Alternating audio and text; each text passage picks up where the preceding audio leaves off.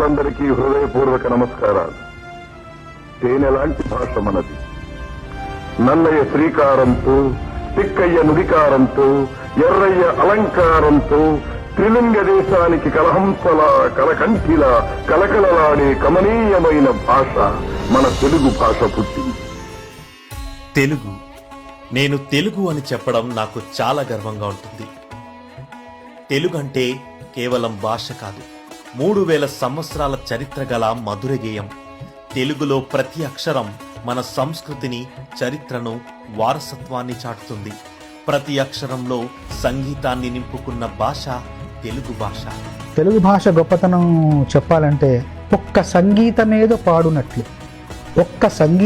పాడునట్లు భాషించునప్పుడు వినిపించు భాష, విస్పష్టముగా నెల్ల వినిపించున్నట్లు స్పష్టోచ్చారణంబున నొనరు భాష, రసభావముల సమర్పణ శక్తి యందు అమర భాషకు దీటైన భాష, జీవులలోనున్న చేవయంతయు చమత్కృతి పలుకులను సమర్పించు భాష, భాషలొక 10 తెలిసిన ప్రభువు చూచి భాషయన నిద్ది అని చెప్పబడిన భాష, తనర ఛందస్సులోని అందమ్ము నడక తీర్చి చూపించినట్టుది తెలుగు భాష.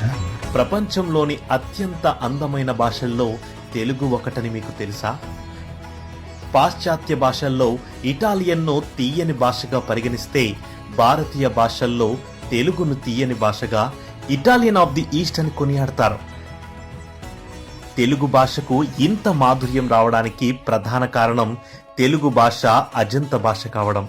అచ్ ప్లస్ అంత అంటే అచ్చులతో అంతమయ్యే మాటలు ఉన్నటువంటి భాష. రామ మాలో ప్లస్ ఆ, హరి రీలో ఎర్ ప్లస్ ఈ, ఇలా మాటల చివర అచ్చులు ఉండటం వల్ల ఆ మాటలకి మృదుత్వం వస్తుంది. ఆ మాటలు వినసొంపుగా ఉంటాయి. ఆ భాష సంగీతానికి అనువుగా ఉంది. అసలు గ్రాంధిక భాషలో ఉన్న మన తెలుగు వచనాన్ని వాడుక భాషలోకి తీసుకొచ్చిన మహనీయుడు ఇడుగు రామ్మూర్తి పంతులు గారు. తెలుగు భాషలో ఉన్న అందాన్ని, వీలును ఆయన తెలియజెప్పారు. ఆంధ్రదేశంలో వ్యావహారిక భాషోద్యమానికి ఆయన ఊపిరిపోశారు. గిడుగు ఉద్యమం వల్ల ఏ కొద్ది మందికు పరిమితమైన చదువు వ్యావహారిక భాషలో సాగి అందరికీ అందుబాటులోకి వచ్చింది. దీనివల్ల పండితులకే పరిమితమైన సాహిత్య సృష్టి, సృజనాత్మక శక్తి ఉన్న ప్రతి ఒక్కరికి వీలైంది. అందుకే ఆయన జయంతి రోజైన ఆగస్టు 29ని తెలుగు భాషా దినోత్సవంగా జరుపుకుంటున్నాం. మన తెలుగు స్వాభిమానాన్ని మేల్కొల్పిన మహనీయుల్లో స్వర్గీయ ఎన్టీ రామారావు గారు ఒకరు. ఆయన తన సినీ ప్రయాణంలో 300కు పైగా సినిమాల్లో నటించారు. ఆయన ఎక్కువగా పౌరాణిక, చారిత్రక పాత్రలు పోషించడం వల్ల తెలుగు సాహిత్యం, పద్యాలు, కావ్యరసాలు సినిమాల ద్వారానే సామాన్య ప్రజలకు చేరాయి.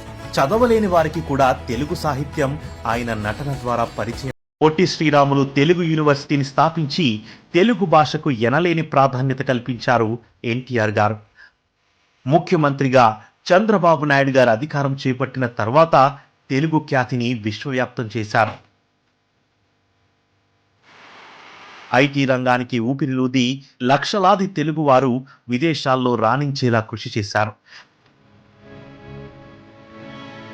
యునైటెడ్ స్టేట్స్లో అత్యంత వేగంగా అభివృద్ధి చెందుతున్న ప్రవాస భాష Telugu. I'm proud of you. చాలా సంతోషం మిమ్మల్ని చూసినప్పుడు. నేను గర్వపడుతున్న తెలుగువాడుగా. రాజకీయాలు, సినిమాలు, క్రీడలు, ఇలా ప్రతి రంగంలోనూ తెలుగువారు ప్రగతి సాధిస్తున్నారు. తెలుగువారు అనిపించుకోవడం మాకు గర్వం. తెలుగు భాష మాకు సర్వం.